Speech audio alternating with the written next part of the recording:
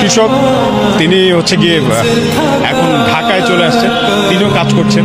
আমার বাবা এখন নাইট গার্ডের জব করেন। হ্যাঁ, তিনি ওই গ্রামের অনেক মানুষদের এত পরিমাণ বুলিংয়ের শিকার হয়েছে যে এখন ঢাকায় এসে নাইট গার্ডের জব করেন।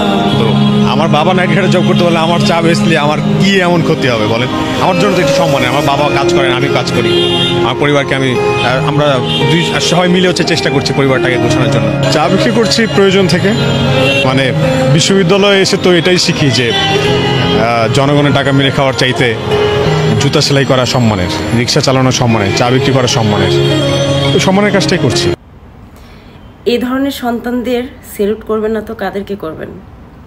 ছোটবেলায় আমরা একটা ভাব সম্প্রসারণ পড়েছিলাম, ঘুমিয়ে আছে শিশুর পিতা সব শিশুরই অন্তরে।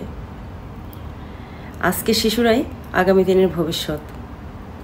কিছু কিছু শিক্ষার্থী, কিছু কিছু সন্তানেরা তার জলজন্ত উদাহরণ।